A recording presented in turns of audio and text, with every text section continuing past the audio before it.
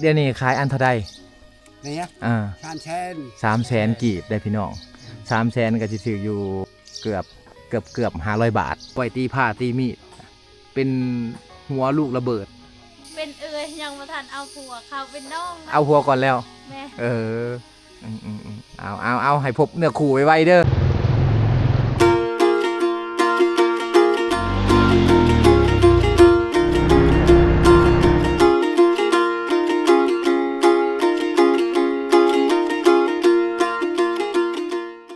พี่น้องตอนนี้เฮา2 คนกำลังจะเดินทางไปที่จุดซุ้มเจียงตูบเนาะเป็นเขตชายแดนลาวเวียดนามพี่น้องเนาะเขตนั้นนะแต่ว่าเฮามาในช่วงนี้ก็คือช่วงที่ว่าเพิ่นกำลังเฮ็ดไร่แน่บรรยากาศก็บ่ค่อยดีปานใดพี่น้องเนาะถ้าว่าเฮามาในช่วงฤดูฝนบรรยากาศจะดีกว่านี้แต่ว่าอากาศอยู่ทางนี้จะเย็นแน่พี่น้องจะบ่ร้อนนะถึงว่าเขาจะจูดให้ก็อากาศจะบ่ร้อนอากาศจะเย็นแน่กลางค่ำกลางคืนก็สิเย็นอยู่พี่น้องพออยู่ได้เนาะ เขตนี้จะเป็นเขตที่ว่ามีแต่ภูเขาอ้อมหอบทั้งหมดเลยเป็นภูเขาหินบูนพี่น้องเป็นภูเขาหินบูนและภูเขาเขตนี้นี่เพิ่นกระจัดให้เป็นป่าสงวนเป็นที่ห้อยได้พี่น้องเลยเนาะแต่ว่าการหาอยู่หากินอยู่ทางเขตนี้ชาวบ้านเขาก็ยังพอหาได้อยู่พี่น้องแต่ว่าการตัดไม้ทำลายป่านี่บ่ได้เด็ดขาดเลยพี่น้องเนาะถ้าว่าเป็นเขตภูแบบนี้เนาะเพิ่นจะห่วงหามไว้นะบ่ให้ไปตัดพี่น้องเส้นทางเช่นนี้นี่เป็นเส้นทางที่ว่าจะเดินทางไปประเทศเวียดนามพี่น้องถ้าว่าถึงช่วงฤดูฝนนี่เส้นทางเช่นนี้น้ำจะท่วมน้ำมันจะท่วมพี่น้องเลยไปบ่ได้มาบ่ได้ละผู้คนอยู่ทางเขตนี้เนี่ยจะตัดขาดจากโลกภายนอกเลยแต่เมื่อก่อนนี่จะเป็นป่าทั้งหมดเลยพี่น้องมาในปัจจุบันนี่ก็พระเจ้าก็ปรับเปลี่ยนไปตามกาลเวลาแล้วพี่น้องทางนี้พระเจ้าก็เฮ็ดให้เฮ็ดสวนเนาะบ่มีสถานที่เฮ็ดให้ชาวบ้านพระเจ้าก็ต้องได้ตัดป่าตัวนี้ออกแล้วก็มาปลูกข้าวปลูกมันพี่น้องเนาะมานี่แหละก็คือบรรยากาศระหว่างทางที่บ่าวโหนนมาถ่ายทำให้พ่อแม่พี่น้องได้เบิ่ง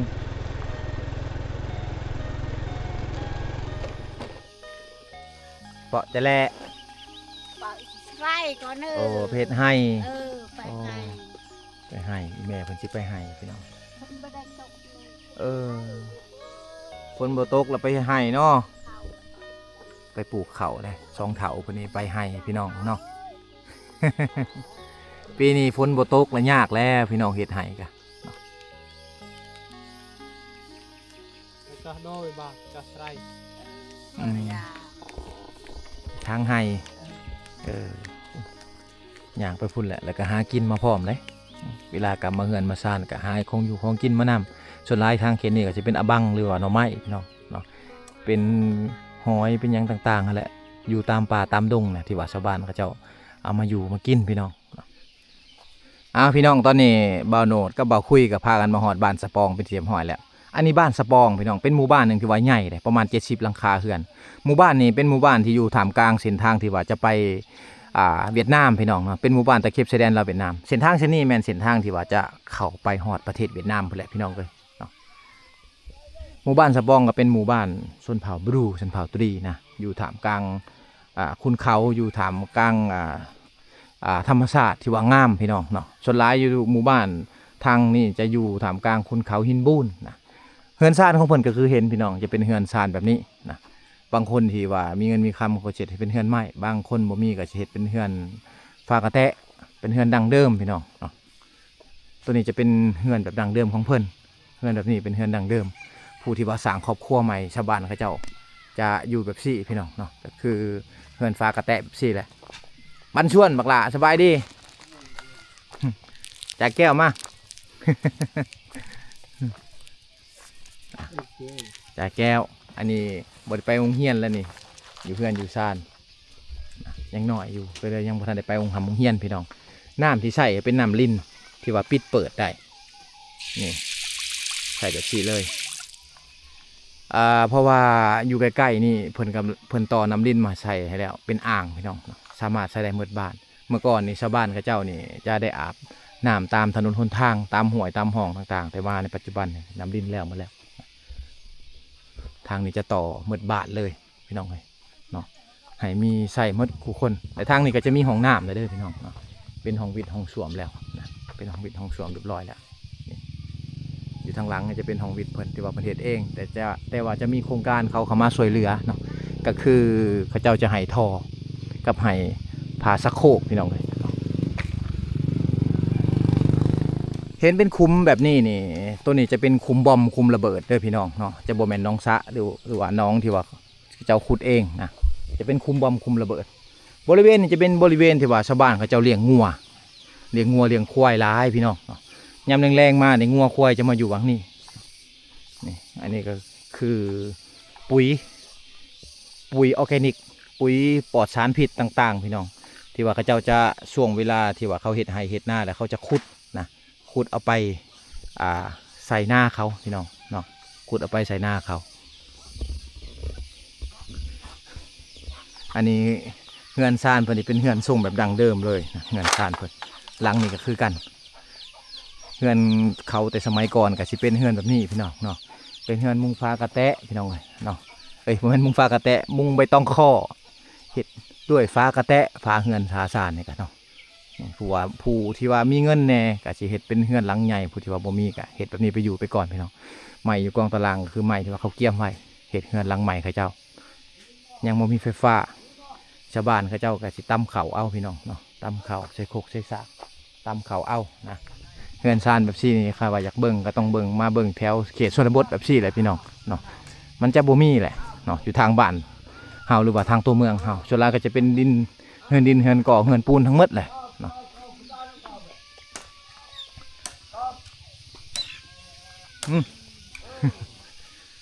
สบายดีโอ้อีแม่นี่เห็นยังนี่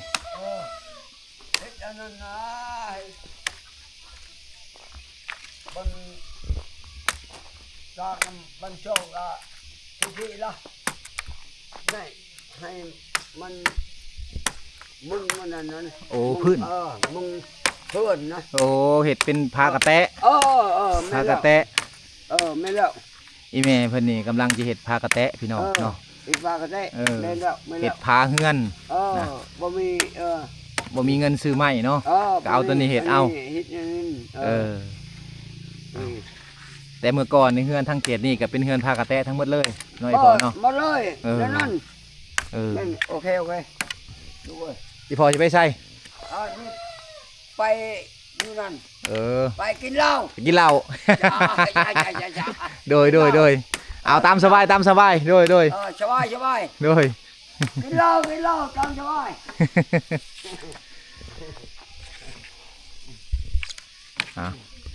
อีแม่นี่เพิ่นกำลังจะเห็ดพากระแตะพี่น้องเนาะเห็ดพากระแตะมุงพื้นเฮือนพื้นซานเพิ่นเรียกว่าเห็ดพาเฮือนพาซานเพิ่นนะอันนี้คือฝีมือของคนลาวเฮาสมัยเมื่อก่อนเฮือนท่านเขตนี่จะเป็นเฮือนฟ้ากระแตะทั้งหมดเลยพี่น้องเนาะเป็นเฮือนฟ้ากระแตะทั้งหมดเลยเพิ่นก็เอาไม้พุ่งไม้พางเลยพี่น้องเนาะไม้พุ่งไม้พางมาซับนะมาผ่าเครื่องก็ซับแล้วก็มาบิให้มันเป็นแผ่นแล้วก็เอามาสานพี่น้องเนาะสานเป็นผานี่คืออยู่ทางนี้นี่บอกเฮือนเฮือนหลังนี่เนาะกาเพิ่นจะเอามาสานเป็นแบบสี่พี่น้องเนาะเอามาสานแบบสี่แล้วให้เป็นผาเฮือนแน่เห็ดเป็นพื้นเฮือนแน่พี่น้องเนาะเห็ดเป็นเสาเล็กแบบสี่นี่โมเมนเสาเล็กที่ว่าชาวบ้านเขาเจ้าซื้อมาเห็ดเป็นเสาเฮือนได้พี่น้องอันนี้คือท่อส่งน้ำมันแต่สมัยสงครามโฮจิมินห์นะทางเขตนี้จะมีหลายเขาจะมาเห็ดเป็นเสาเฮือนเสาซานเขาเจ้าพี่น้องเนาะ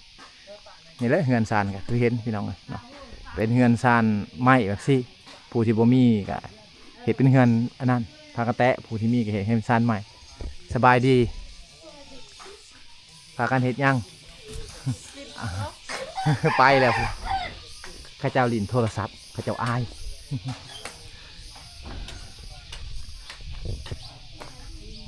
อ้อมหอบไปด้วยบรรยากาศภูเขาพี่น้องเนาะบ้านเนี่ยจะเป็นหมู่บ้านที่ว่ามีไฟฟ้ามีสัญญาณโทรศัพท์แล้วพี่น้องเนาะแต่ว่าบางครอบครัวก็ยังทำเขาอยู่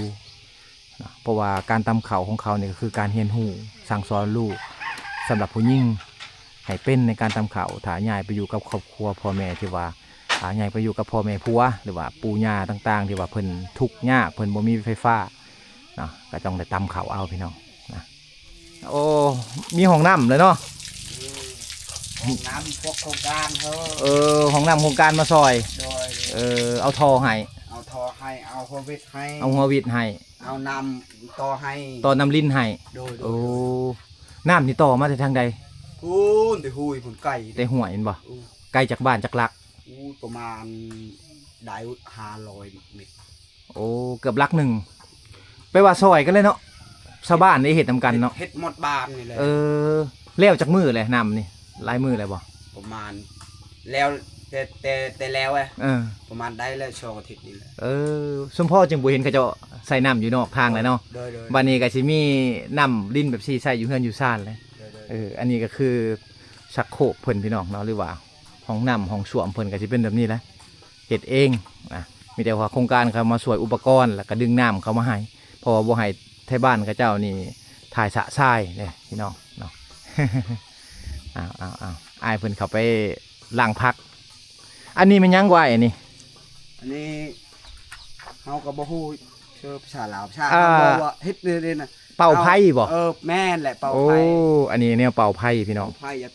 กตี ตีผ้า ตีผ้า ตีผ้าตีมีด โดย อันนี้บ่ในห้องตีนะ ลูกปืนเลย ลูกปืนนั่นแหละ ลูกปืนลูกระเบิดพี่น้อง อันนี้คือเพิ่นเอาไว้ห้องตีผ้าหรือว่าถังดังกับห้องเนาะเอาไว้ตีผ้าตีมีดเป็นหัวลูกระเบิด แต่สมัยสงครามนี่มีหลายอยู่บ้านผมเลยเก็บเอามาเฮ็ดจังซี่บางคนจะเก็บเอาลูกบอมมาเฮ็ดผ้าเฮ็ดมีดเนาะ บรรยากาศอยู่ในเขตชายแดนลาวเวียดนามกะจะประมาณนี้พี่น้องเลยเนาะหมู่บ้านเพิ่นจะส่วนหลายก็จะเป็นเฮือนไม้ทั้งหมดเลยแหละเอามาในเขตนี้เป็นเฮือนไม้ทั้งหมดเลยเฮือนเนี่ยก็จะเป็นเฮือนที่ว่าเขาเจ้าสร้างมาหลายปีเลยพี่น้องเขาอยู่กันอยู่ทางเขตนี้หลาย10 ปีเต๋อพี่น้องเลยเนาะบางครอบครัวที่ว่ามีไฟฟ้ากะสิมีโฮงสีข้าวบางครอบครัวบ่มีไฟฟ้ากะสิมีเครื่องตำข้าวแบบซี่พี่น้องเนาะอันนี้เครื่องตำข้าวเพิ่นหรือว่าเครื่องเป็นโคกที่ว่าเขาเจ้าเอาไว้ตำข้าวแหน่ตำแจ่วแหน่พี่น้องตำมักเผ็ดแหน่นะนี่เห็นบ่เพิ่นเอามาตำมักเผ็ดพี่น้องเลยเนาะนี่ตำมักเผ็ดตอนเช้าตำเครื่องปรุงต่างๆก็ใส่ตัวนี้แหละพี่น้องเนาะเฮือนซ่านจะเป็นเฮือนใหม่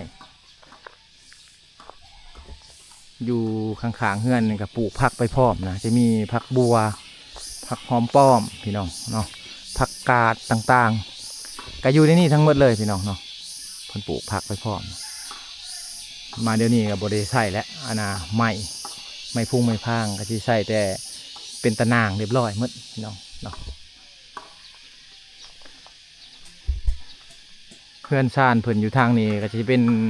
เฮือนซ่านที่ว่าเพิ่นเฮ็ดมาด้วยเสาส่งน้ำมันแต่สมัยสงครามโฮจิมินห์เนาะ3-4 ต้นพี่น้องอยู่มานี่ด้นได้เสาอันนี้เนาะประมาณ70 ปลายกว่าปีแล้วพี่น้องเลยเนาะเสาอันนี้บันชวนบักละ เห็ดพากระแตะนะ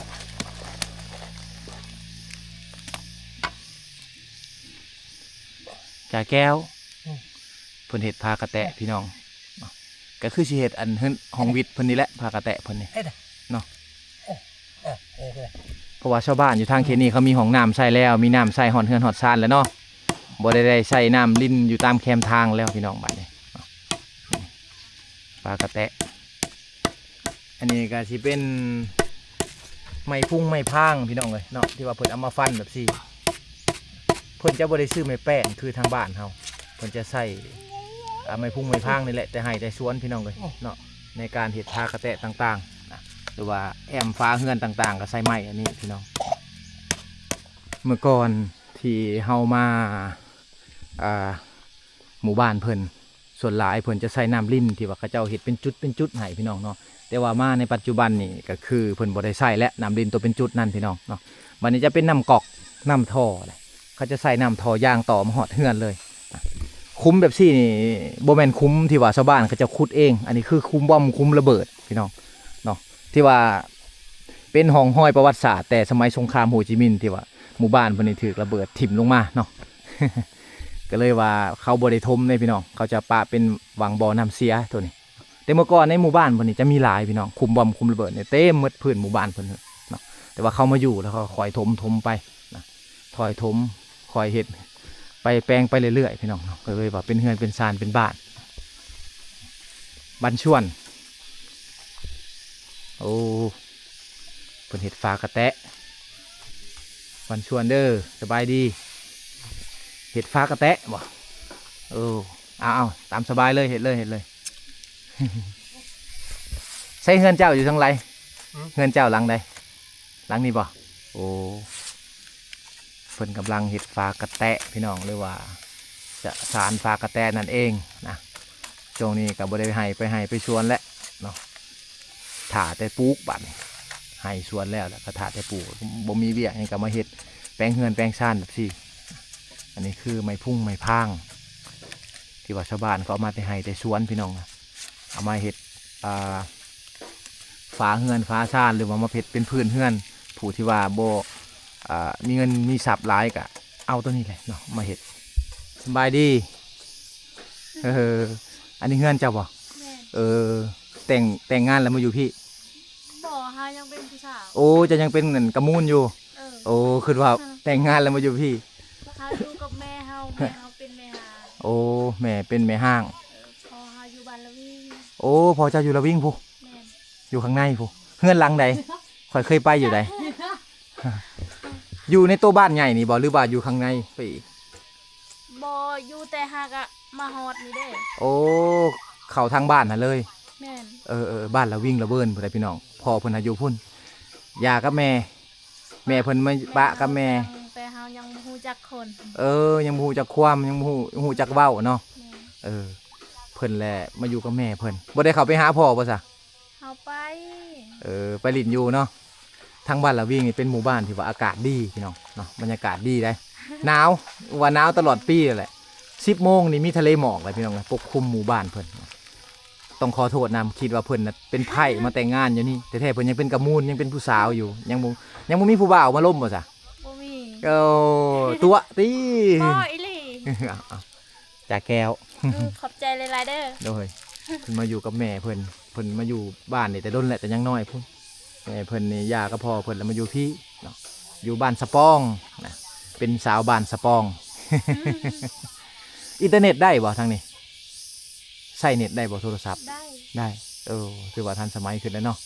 แต่ว่ายังบางคนก็ยังตำเข่าอยู่บางคนก็ซีเข่าเนาะ แม่นเฮายังตำ ยังตำอยู่บ่ แม่น การตำเข่านี่คือเป็นการเฮียนหูเลยเนาะ การเฮียนแล้วจะว่าได้แต่งงานไปอยู่กับย่าผู้ที่บ่มีไฟฟ้าก็ได้ตำแม่นบ่ แม่น ถือว่าสิมีฮงซีกับตำคือเก่าเนาะโดยอ้าวอยู่กัน2 คนนี่บ่ 2 คนแม่ลูก อีแม่อยู่นอกนะอีแม่น่ะอยู่นอกพี่ บ่อันนั้นน้องอันนั้น น้องบ่ ลูกป้าแม่เฮาไปให้แล้ว แม่ไปให้แล้ว แม่น เอาซะ แม่เฮาไปเอาคื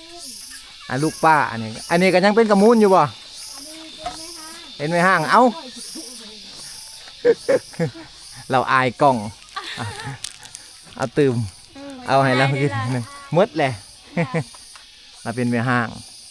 นะ เป็นยังบ่ทันเอาผัวเขาเป็นน้องนะ เอาหัวก่อนแล้ว แม่ เอาให้พบเนื้อคู่ไว้เด้อ ขอบใจ โดยบ้านเฮือนอยู่ในเขตชนบทกะสิเป็นบ้านเฮือนแบบสี่พี่น้องเนาะเป็นบ้านเฮือนเดิมๆแบบนี้แหละบางคนกะสิมีเฮือนหลังใหญ่บางคนกะมีเฮือนหลังน้อยพี่น้องเนาะรถจักรมอเตอร์ไซค์ต่างๆรถที่ว่าเขาเจ้าใช้อยู่ทางเขตนี้จะเป็นรถจักรเวียดนามพี่น้องเนาะจะเป็นแบบนี้เลยเป็นรถเวียดนามพี่น้องมาแต่เมืองแถวเมืองกงจิพอแหละเพราะว่าทางเขตนี้จะใกล้กับเมืองกงจิการไปมาหาสู่กับเจ้าเขาจะเข้าเวียดนามมาลาวก็สะดวกสบายนะทางเขตนี้นะจะบ่ได้อันนั้นจะบ่ได้ลำบากพี่น้องเลยในการไปมาต่างๆถึงว่าทางเมืองเซโปนจะออกไปบ่ได้นะในช่วงฤดูฝนแต่ว่าชาวบ้านเขาเจ้าก็สิไปเวียดนามแทนพี่น้องเพราะว่าทางเขตเวียดนามนี่จะไปได้ตลอดเลยน้ำจะบ่ท่วมเนาะสบายดีล่ะบันชวน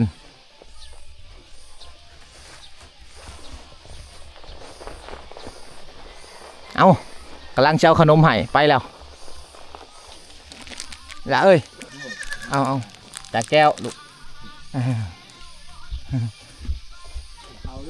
โอ้เพิ่นกำลังกินข้าวอยู่พี่น้องจะโดยบ่จ่ากับยังโอ้อะบังโอ้ต้มหน่อไม้อยู่กับลูกสาวเมียนี่ไปให้เมียเจ้าไปให้แล้ว บ่มีแม่มีแต่พอดีเอาให้ โอ้เจ้าเป็นนั่นโสดเลย เมีย อยู่กับ ยังบ่มี อยู่กับอันน่ะร้านบ่อาเจ้าเจ้าบ่ บ้น โอ้ น้องหอม เออ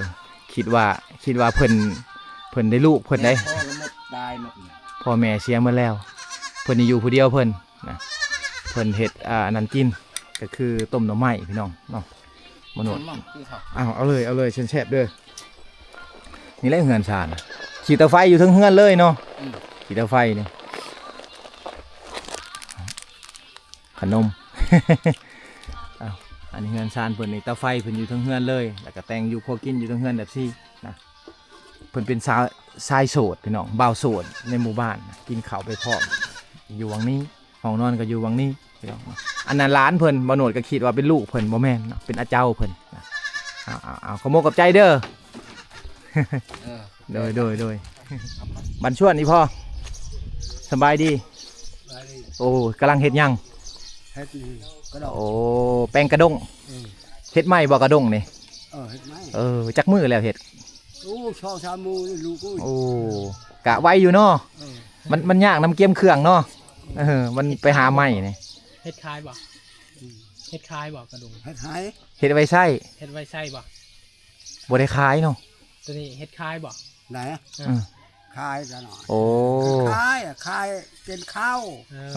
ขายชื่อเขาวกินเพิ่นว่าเลย เป็นรอย เดี๋ยวนี้ขายอันเท่าใด เนี่ย ชานแชน 300,000กีบได้พี่น้อง300,000ก็สิถืออยู่ประมาณเกือบ500 บาท ประมาณนั้น เกือบ500 บาทนะ300,000กีบถ้าว่าพี่น้องทั้งฝั่งไทยอยากได้ก็ติดต่อบ่โนดมาเด้อ บ่โนดสิเข้ามาซื้อให้แต่ว่าอันนี้300,000กีบนี่คือบ่รวมค่าฝากเด้อพี่น้องค่าฝากต่างหากนะ กอกน้ำมาฮอดเฮือนฮอดซ่านแล้วพี่น้องเนาะอันนี้คือน้ำลิ้นที่ว่าเจ้าต่อใหม่นะบัดนี้จะได้ใช้หมดหมู่บ้านเลยบัดนี้เขาจะบ่ได้ใช้น้ำเป็นจุดแหละพี่น้องเนาะจะใช้น้ำแบบซี่แหละในการอาบการดื่มต่างๆ แต่งอยู่ครัวกินน้ำดื่มน้ำกินกับตัวนี้พี่น้องครับเนาะ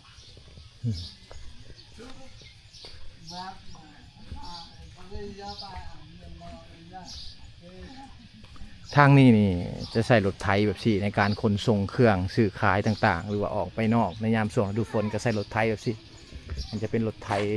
มาแต่ฝั่งไทยนะพี่น้องเนาะสบายดี สบายดี สบายดี โอ้ยามฝนแล้วใส่รถไถอันนี้เนาะ แม่นเลย ใส่รถไทยนี่